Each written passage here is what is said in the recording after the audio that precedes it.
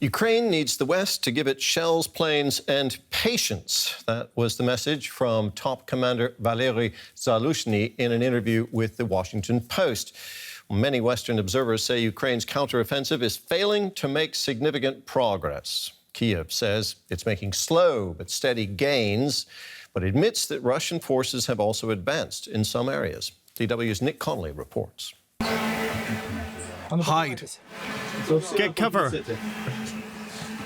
A drone. Rusik and his unit aren't just threatened from the air. They're so close to the Russians, they can see them without so much as a pair of binoculars. Their brigade helped to drive the Russians out of Kyiv at the start of the war. That was a rapid and clear success, but this is different. They've been here for months. What you see isn't the counteroffensive yet. You'll know it when you see it. For now, we're just testing them, looking for their weak spots. The full-scale offensive is still ahead of us. The slow progress, Rusik tells me, is intentional. The Russians have had months to dig ditches and lay mines. Ukraine, he says, isn't willing to risk the kind of casualties his men inflicted on Russia's Wagner mercenaries. They just tried to overwhelm us with bodies. It was just like World War II. They would just keep coming. We would hit one and another two would follow. You down two and another four of them come up behind. Our machine guns ran hot. They weren't even wearing helmets or body armor. All they had were their guns. Many of these men have been fighting since the very first days of this war.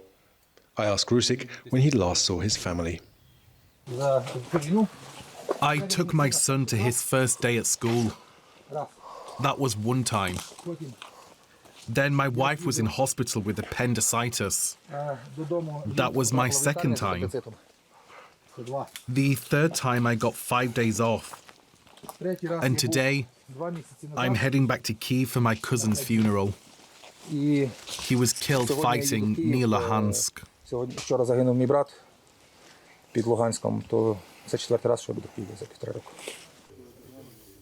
Another day, and with another unit somewhere else in the Donetsk region. These men know their lives depend on every bit of training they get. Just a few days before we meet, these soldiers had pushed the Russian army back by almost a kilometre. It was these soldiers' very first time storming well-defended enemy positions. No one spoke a word. I think we were all just scared. It's all about taking that first step out of the armored vehicle. After that, we were on autopilot. It all just happened. We were just relieved when we got into their trenches, to know that we'd avoided their mines, and they were definitely there. God decided that it was not our time. This is the village of Nieskuchne, or what's left of it. One of a handful of places Ukrainian forces have retaken in recent weeks. Life is so dangerous here, it's one of the few places no one's coming back to. Being out in the open, visible to drones, is risky.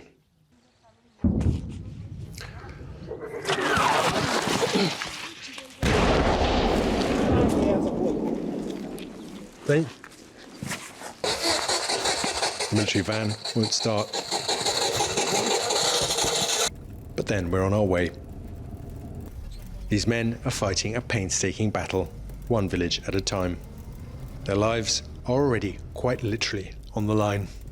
They tell us they're not willing to take even more risks just to meet deadlines set by faraway allies. We're joined now by Frank Ledwidge, a former military intelligence officer. He joins us from Oxford in the United Kingdom. Frank, bring us up to speed on Ukraine's counteroffensive. The country's deputy defense minister says fierce battles are raging and the situation is complicated. Is that her way of saying that Russia is putting up more resistance than expected?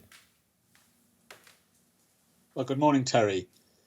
What we're seeing and what that report beautifully demonstrated was the reality of this, which is, of course, where Ukrainian soldiers live, where Ukrainian military leaders live and political leaders live. And they have been saying for months that this will be long and bloody. It will not be one great bound and we are free.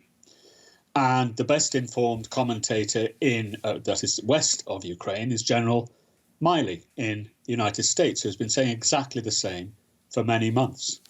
So what's happening here, and bearing in mind we're 4 weeks into this now, it's not long, is exactly what the soldier there, Rusik, had explained. The Ukrainians are probing defences and seeing where they may be able to exploit gaps. What they're also doing, of course, is smashing Russian logistics in the rear and unbalancing Russian forces at the front. Russian forces, which, by the way, are very limited in numbers, training and weaponry themselves. Okay. I'm told, Frank, that much of the equipment that Ukraine received from the West has not been deployed yet. Why is that? What's the strategy there, Frank? Right. Well, again, there are hints of that in your report. The defence minister stated bluntly, we have not yet committed our main assault force. The losses that have been taken by Ukraine of Western material so far have been actually quite low, which indicates, as you said there, that most of it hasn't been deployed. What we are certain of, or as nearly certain as you can be, is that the main assault brigades are yet to be placed or put forward, are yet to be committed to the front. And when they are, then we'll know that the main effort, as it were, has begun. And it may well be that may take some time as the Ukrainians continue to unbalance, probe, and test Russian defences. Let's look at the battlefield. The front line is long. It stretches over 1,000 kilometers. Much of the fighting has been concentrated in the east of Ukraine. What role does the south play in Ukraine's counteroffensive, Frank? Since the start, General Zaluzhniy, mentioned before, the Commander-in-Chief of Ukrainian forces, has stated that the centre of gravity of Ukraine's effort is Crimea. And the way to Crimea is through the province, the oblast of Zaporizhia. And Ukrainians are absolutely united that that's the centre of gravity for everyone. It's the token of Ukrainian resistance and ambitions. Everybody I spoke to in Kyiv, and I got back from there 2 days ago, absolutely determined that that should eventually return to Ukraine. And the south is the way that will happen. And you can see that on the main axes of assaults, insofar as we can see them so far, one towards Berdyansk on the Azov Sea coast, that's towards the west, and the other towards the famous fortress of Mariupol in the eastern Azov Sea area. Those are likely to remain the two main axes of Ukrainian assault. Frank, thank you very much, as always. That was Frank Ledwidge, former military intelligence officer, speaking to us from Oxford in the UK. Thank you, Terry.